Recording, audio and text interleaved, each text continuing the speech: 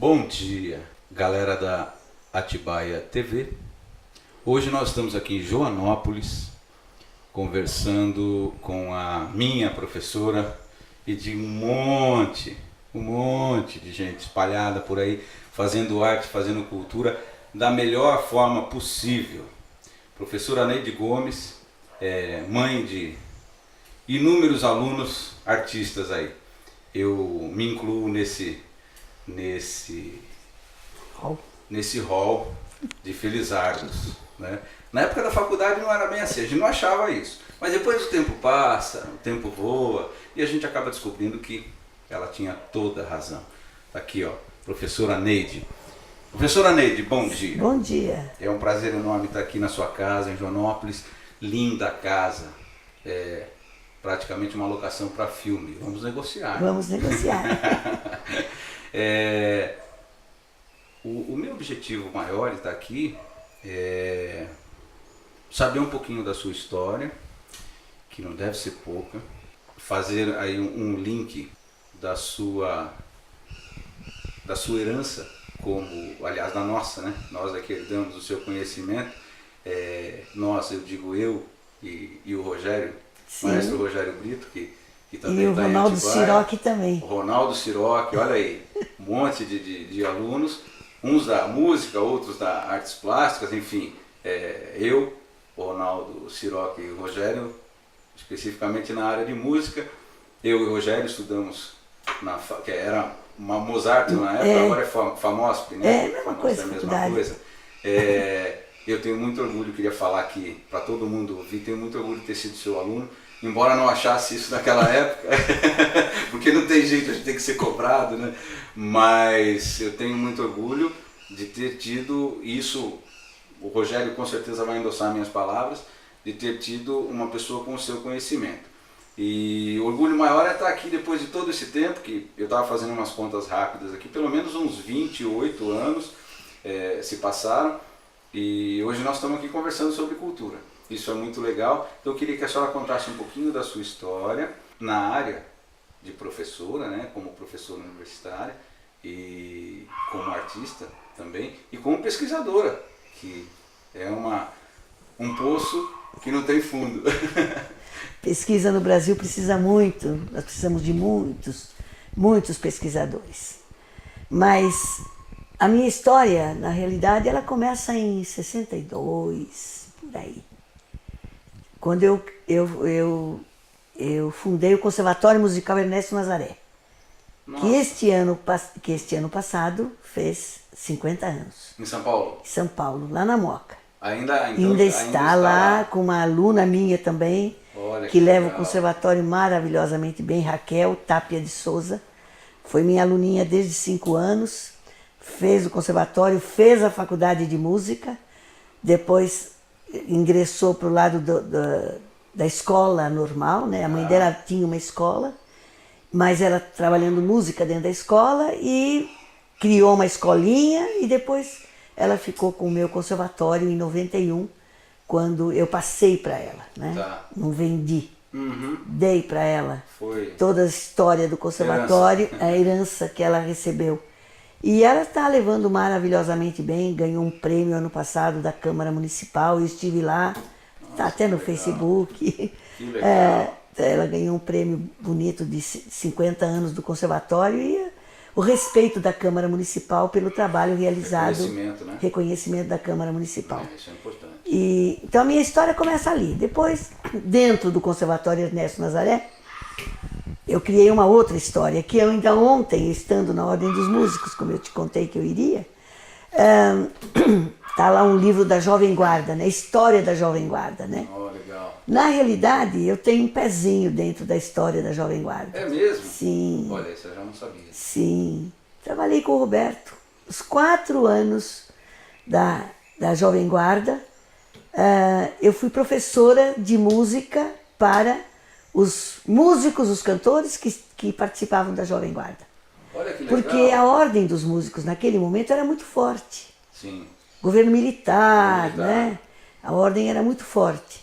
E eles exigiam. Na época da ordem era o Wilson? Não. No começo não, no começo era uma outra pessoa. Depois o Wilson entrou como interventor. Entendi. Porque ele era da Polícia Federal também. Mas ele já entrou na época da 64, por aí, época, né? Lembro. 67, por aí.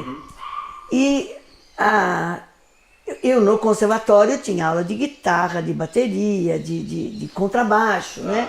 Tinha vários professores. Um dos professores hoje é um dos diretores do Sesc em São Paulo. Entendi. Diretor de artes daquela revista Problemas Brasileiros. E inclusive está numa daquelas fotos ali que você viu. Entendi. Depois eu te mostro. Tá. E eles. E aí o Hélio Ansaldo, que era o diretor do programa do Roberto Carlos. Entendi. E a ordem começou a dar em cima, porque ninguém tinha ordem, ninguém tinha registro de ordem dos músicos. Não, e era muito sério naquela época, porque o governo militar era muito forte. Sim. Né?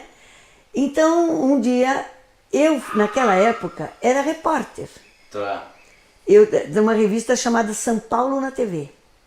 Eu fazia todos os programas infantis da revista São Paulo na TV. Olha. Sou pioneira da televisão também. As coisas vão assim, né? E eu sei que num dos programas que eu fazia, tinha um programa que era da Estrela, os menores da semana, né? Tá. Onde a Estrela tinha os melhores da semana e tinha os menores da semana, onde a Estrela premiava, dava troféus. Tem até troféus. Estrela, né? fábrica de brinquedos. Ela era isso. patrocinadora. Sim. E eu fazia parte da revista, né? São Paulo na TV. Sim. Aí o Hélio Ansaldo me conheceu lá trabalhando para a revista e me pediu se eu não podia dar uma mão para os músicos do RC7. Tá. Porque eu, naquela época, também era do conselho. Entendi. Da Ordem dos Músicos. Tá. E RC7 quem? Era o primeiro grupo do Roberto Carlos. Do Roberto Carlos. Que tinha o Gato, o Dedé, o Bruno. lembro dele. O Gato foi meu aluno anos. O Gato? Anos. Nossa. Anos. Isso já na década de 70. Tá. Porque aí Martinha, Vanderlei Cardoso, todo o RC7 dele inteiro, eles tiveram aula comigo de música para fazer o exame da Ordem dos Músicos. Tá, legal. Entendeu? Entendi. E os 4 anos praticamente eu acompanhei, porque quando vinha uma música nova, como é que ele chamava? Tico-Tico chamava? Não, Tico-Tico era da Tupi.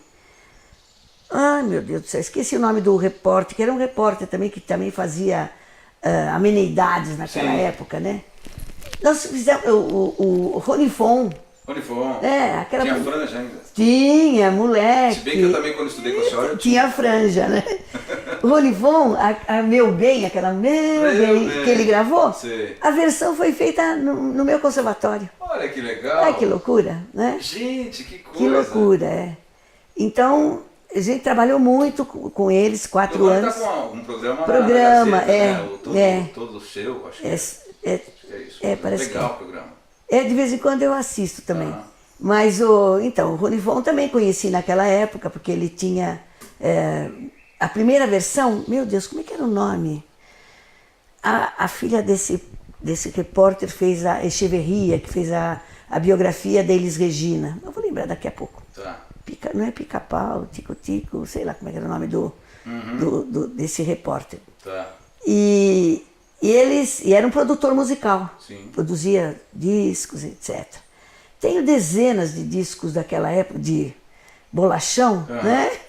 E ontem, pegando o livro lá na Ordem dos Músicos que eu ganhei, do Aguilar, né?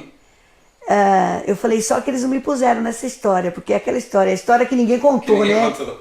Sempre tem, né? Eu tenho duas. Eu tenho essa história porque eu nunca aparecia. Quer dizer, eu ia lá no programa, entrava pela coxia, né? Porque eles eram meus alunos. Sim. Segurei barras seríssimas do Gato. Sei. Segurei. Aliás, grande guitarrista. Mas bebia pra caramba. É mesmo? Nossa, mãe do céu. Segurei. O Gato tá com ele até hoje, não? Não, eu acho que o Gato até morreu já. Eu acho que sim. Tá. Porque depois que acabou o RC7, acabou a Jovem Guarda, que o Roberto foi pro Rio, aí o Gato foi despedido, ficou um tempo lá, depois voltou para São Paulo, aí casou lá, depois não deu certo, veio para cá, aí foi atrás de mim porque não tinha aonde dormir. Nossa. estava literalmente abandonado. Entendi. E um grande músico. Músico. Nossa, pra caramba, músico pra caramba. E eu acolhi ele no conservatório, né, em Nazaré. Aí chegou um dia, eu falei pro Wilson, pelo amor de Deus, resolve, a ordem tem que dar um jeito para esse rapaz aí. Não posso ficar com ele morando dentro do conservatório, né? Que só tinha criança e ele bebia dia e noite. E tem outras drogas também. Sim. E eu sei que aí o Wilson encaminhou ele para um lugar lá e depois ele sumiu. Tá. Eu não soube nunca mais do gato. Entendi. E porque ele queria, na realidade, ficar morando no conservatório, porque era cômodo, né? Era cômodo, sem emprego. Piano, ele adorava, ficava tocando piano o dia inteiro. Estudando Zerni, Ah, não? Legal. E então essa história do RCC. Depois também nunca mais, né? Depois já foi dar aula na universidade. Então, aí eu comprei, nessa época eu já tinha comprado o Instituto Musical. Tá. Instituto Musical de São Paulo foi a segunda escola de música de São Paulo. Tá. Primeiro foi o Conservatório Musical Dramático. E o segundo foi o Instituto Musical, onde Villa-Lobos colocou o canto orfeônico em São Paulo. Ah, tá. Que fazia parte do currículo, né? Sim. E aí o canto orfeônico... Então, o Getúlio instituiu, né, a música no Brasil e chamou o Villa-Lobos, né?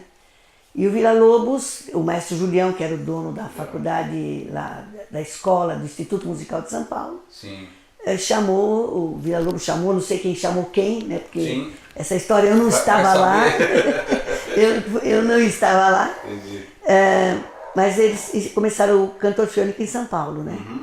E eu fui da penúltima turma do canto orfeônico em São Paulo, porque depois veio outra lei que acabou com o canto orfeônico. Tá. E o canto orfeônico antes era curso superior. Ah, é? Sim, porque você tinha que ter... Porque não havia ainda uma estrutura das universidades. Entendi. Tá? As estruturas das universidades, elas foram a partir de 45, quando a USP foi criada. Entendi. Entendeu?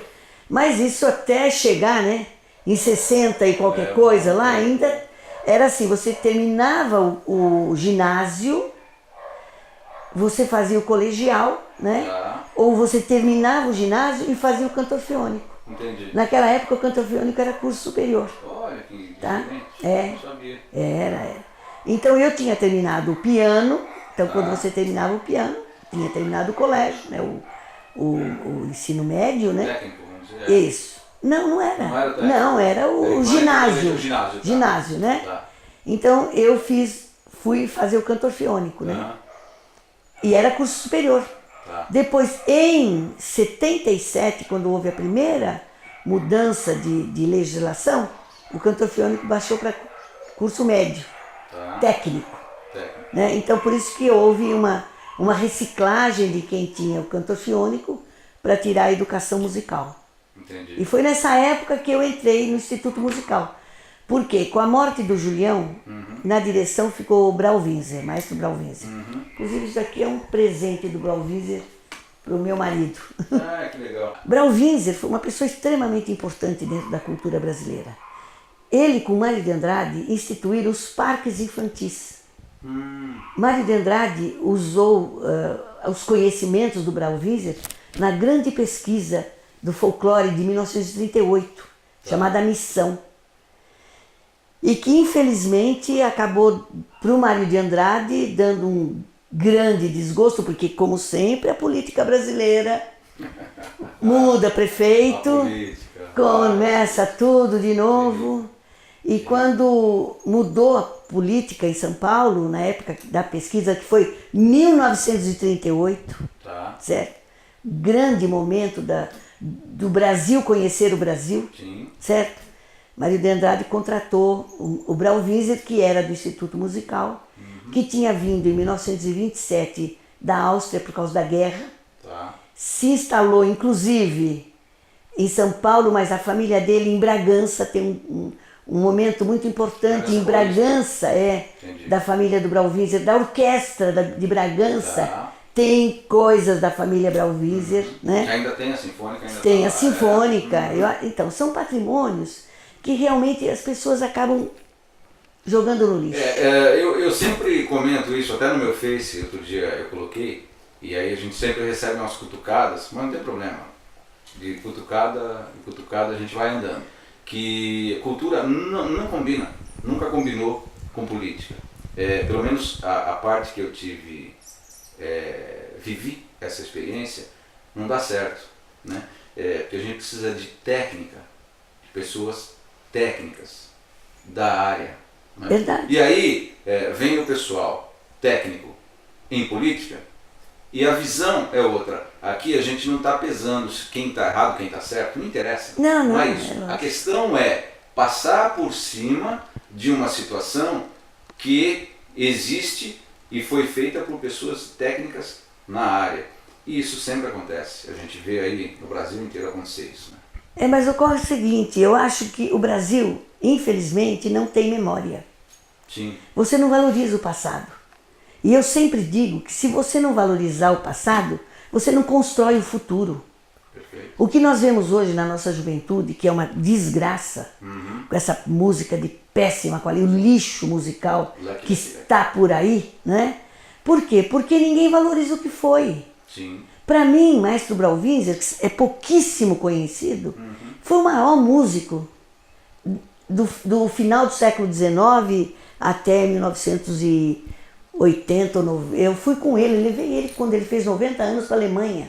Ele foi homenageado na Alemanha. Então já tinha bastante idade. Hoje ele teria. Não, ele já morreu.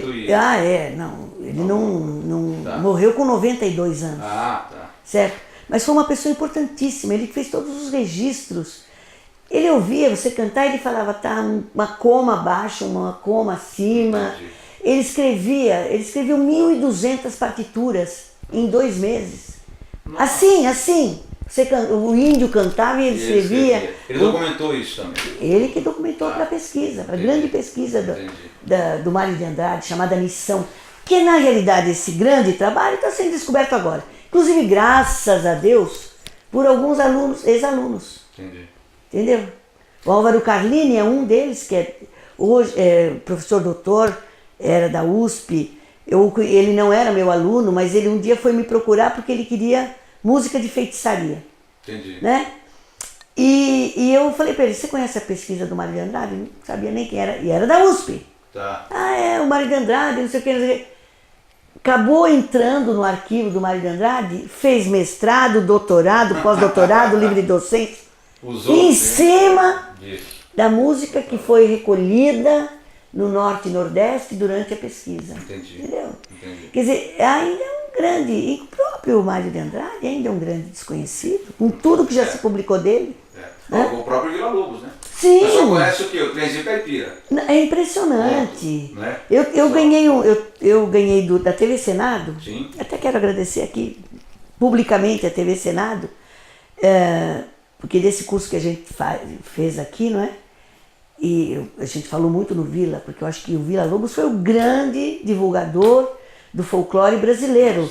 Porque com o canto orfeônico, os 3 guias práticos, né, que 2 só foram publicados, o terceiro foi publicado recentemente. Tá. Onde ele foi beber? Que fonte? O folclore. Mas a música do Vila Lobos, a própria música, a gente percebe incursão, vários aspectos rítmicos naturais. Não, é lógico. Da natureza indígena. Não, é lógico, é lógico. É que o pessoal, eu acho que é aquilo que a senhora falou mesmo. O pessoal não valoriza. Não valoriza. Então, é muito difícil, viu? Então, o Instituto Musical, quando eu peguei o Instituto, eu tinha sido aluna. Tá. 8 anos depois eu vejo no jornal. Instituto Musical vende.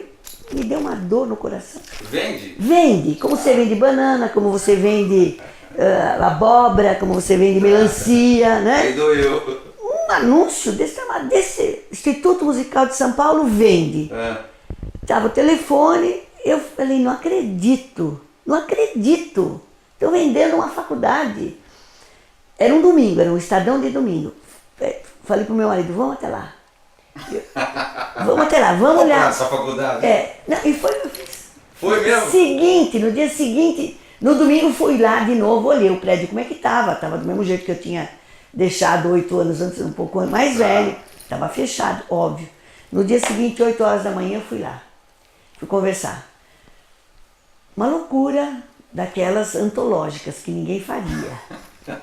Ninguém faria. Tinha 7 alunos e 48 professores. Nossa! Nenhum professor registrado. Meu Deus. Todos os professores com mais de 80 anos. Loucura mesmo. Professor surdo, professor mudo. E eu comprei. Vou aqui. Comprei. Comprou. Foi uma briga danada. Aonde? De São Paulo? Instituto Musical de São Paulo era na Rua dos Estudantes. Tá. Isso foi em 1970, no mês de janeiro. Plena ditadura.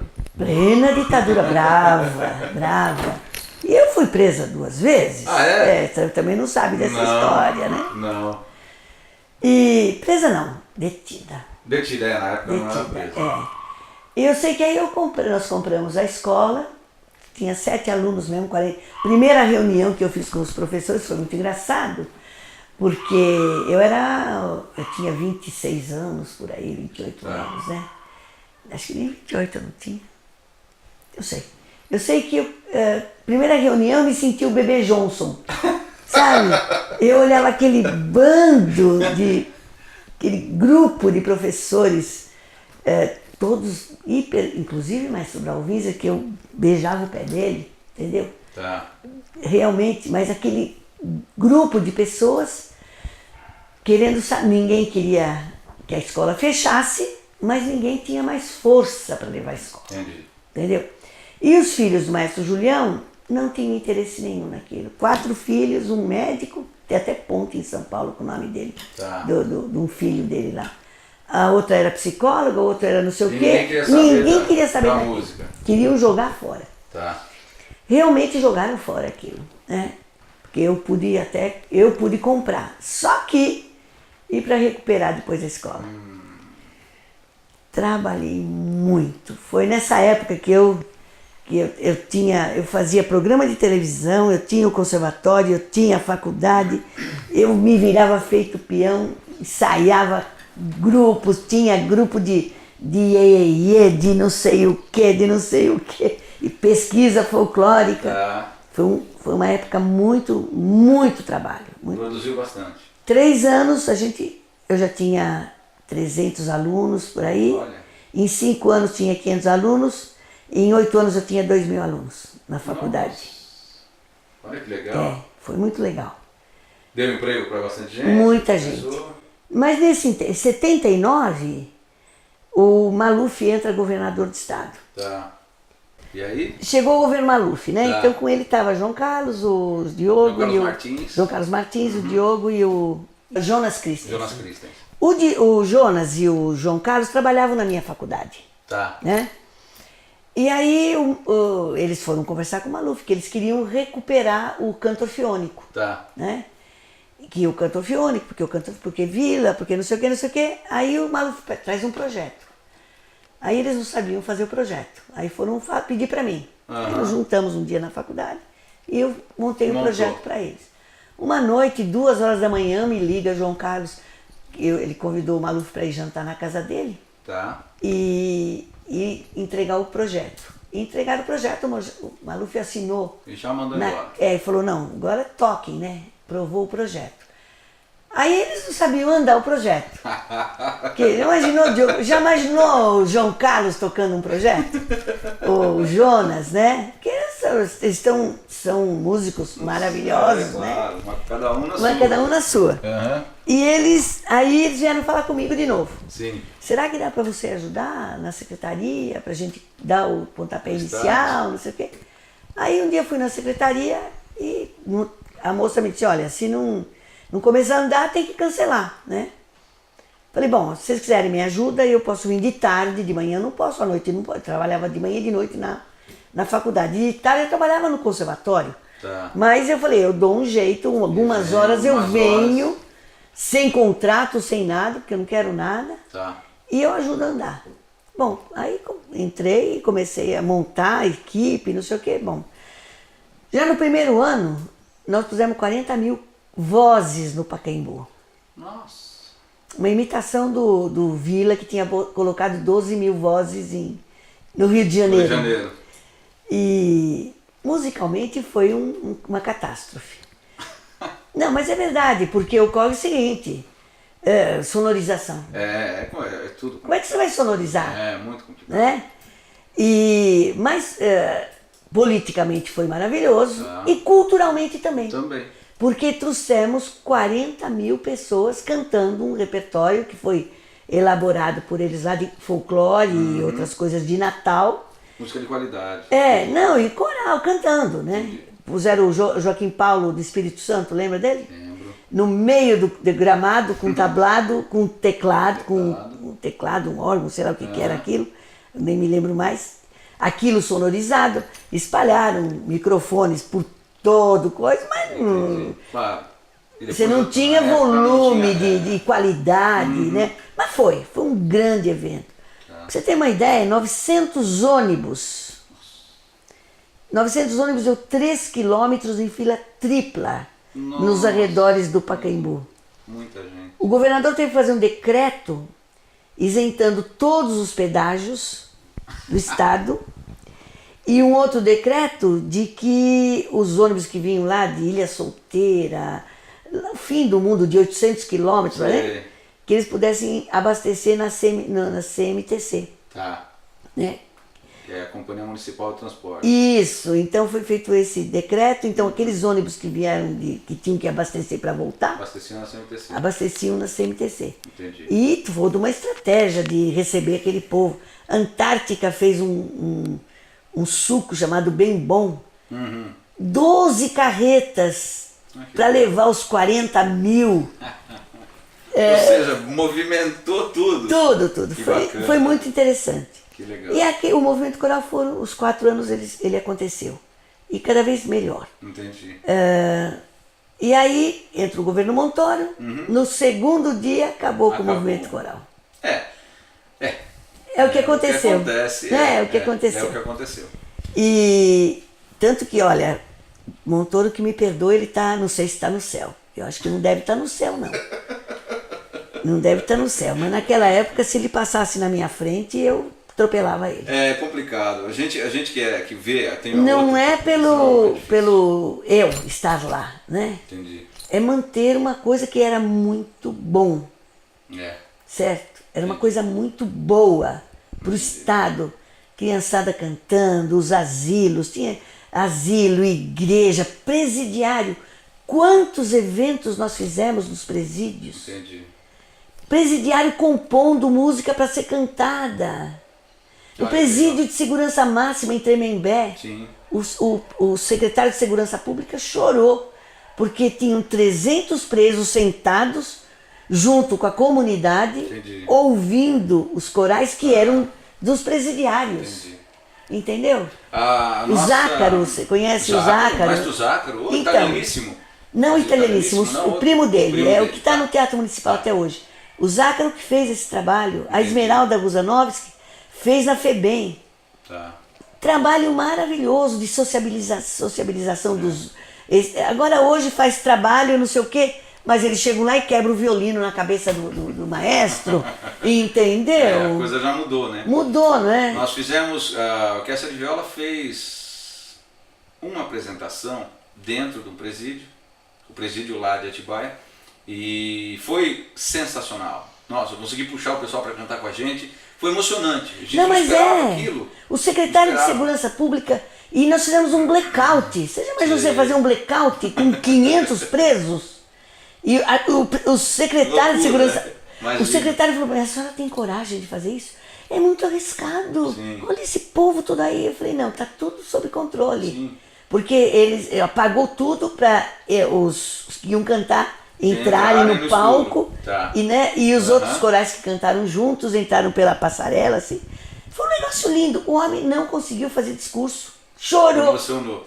Aconteceu isso então com o diretor do presídio que a gente fez.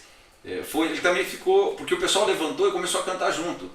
E o mais emocionante de tudo, assim, isso eu não esqueço, nós temos até hoje guardado, o presidente da nossa associação de orquestra tem o Sr. Roberto, nós recebemos 2 cartas de preso, que depois mandou, através do diretor, a carta para a gente dizendo o que a gente lembrou deles. Que, a gente nem discute a questão, o que ele fez, ele está pagando pelo que ele fez. Mas ele é uma pessoa que tem vida, que tem, né? Então, o que custa a gente fazer um pouco, mostrar um pouco de cultura para eles? Mas é assim, fazer o quê? Vou puxar em orquestra, eu falei de orquestra agora, deixa eu lembrar. Eu e Rogério, o maestro Rogério Brito, que trabalhamos juntos em Atibaia, vocês já sabem da história toda, fomos seu aluno da Faculdade Mozart, lá em São Paulo, que ainda está lá na Avenida de Mirim. Isso. Quando que a senhora foi para lá? Então eu fui para lá quando o Montoro me mandou embora da secretaria. Então estamos na sequência. Estamos na sequência. Entendi. Então, aí foi para lá. Fui para lá porque o maestro, o Colaccioppo, da minha época. Ele é o diretor, é dono, sei, é o dono. Ele era um dos maestros do movimento coral. Ah, tá. E ele tinha um coral lírico. Entendi. Porque ele sempre gostou muito de ópera, tudo. Uhum. E quando acabou o movimento coral, eu fiquei sem lenço, sem documento, né? Porque aquilo era realmente a minha vida. Eu fui, aí ele me chamou para ir para Mozarteum. Tá. O Federovski me chamou para ir para a Academia Paulista de Música. E então eu fui dar aula de folclore nas duas faculdades. Legal. E em Mozarteum fiquei até 2005, quando eu me 2005. aposentei. Ah, se aposentou lá. Me aposentei lá. Ah, entendi. Foram muitos anos. Foram vários. Mas como eu trabalhava só de manhã, uma aula, 2 de manhã, e dava algumas noites, tanto na Mozarteum, eu tinha outro emprego, né, que era na Secretaria. Na Secretaria de Estado. Aí eu fui para o turismo, Secretaria de Turismo, porque a minha tese de mestrado foi utilizada no Estado. Entendi. As diretrizes, né, que era o desenvolvimento do turismo nos municípios de pequeno porte. Ah, legal. Então o secretário acabou sabendo e de repente me chamou e eu fui para a Secretaria de Turismo. Depois eu fui novamente para a Secretaria de Cultura para coordenar o LM. Fui diretora da ULM. Me lembro disso, da ULM. Universidade Livre de Música, lá em São Paulo. Lá, Tom Jobim. Que virou, agora, como é que é? Tá com a Santa Marcelina, é isso? Sei lá, nem sei o nome também. Eu acho que tá. Tá com a Santa Marcelina, mas o nome mudou. Mudou. Eu fui para organizar a Universidade Livre de Música. O Júlio Medalha tinha sido convidado para ser o diretor administrativo, e eu já tinha feito alguns trabalhos com o Júlio. Tá. E aí ele me chamou para ir organizar. Júlio Medalha também tem a história toda da música, ele tá aí. Verdade. Gente, pouca gente sabe, e muita gente sabe, mas eu vou aproveitar dos que não sabem para a gente contar. As orquestras de viola aí do interior de São Paulo, muitas delas, eu não posso aqui afirmar que todas, mas muitas, com certeza, mais da metade, elas nasceram de um projeto que veio, o projeto Entre Serras e Águas, é isso? Canto da Terra. Canto da Terra, desculpe. Projeto Canto da Terra, que veio da Secretaria em 2005, criada por essa pessoa aqui, professora Neide e o maestro Rui Tornesi. Então a nossa orquestra é filha desse projeto Canto da Terra.